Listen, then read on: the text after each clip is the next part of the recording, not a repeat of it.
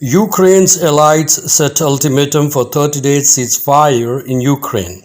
Moscow.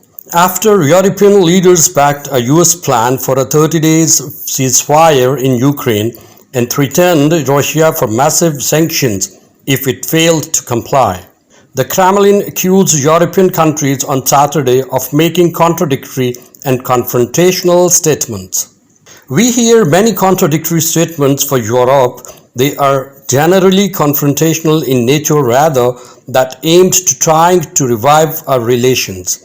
Nothing more, Kremlin spokesman Dmitry Peskov was quoted as saying, Ukraine and European leaders agreed on Saturday an unconditional 30-day ceasefire on May 12 with the backing of US President Donald Trump, threatening President Vladimir Putin with new massive sanctions if he failed to comply. The announcement was made by the leaders of Britain, France, Germany, Poland and Ukraine after a meeting in Kyiv, after which they held a phone call with Trump. The US leader who wants a rapid peace has not commented publicly on the course of action. So all of us here, together with the US, are calling Putin out. If he is serious about peace, then he has a chance to show it.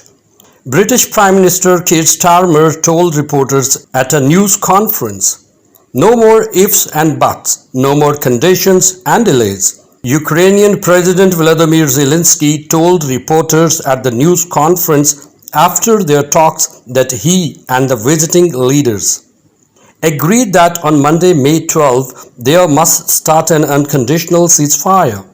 He added that it should cover air, sea and land and said that if Moscow refused, it would face new sanctions including the strengthening of punitive measures targeting its energy and banking sectors.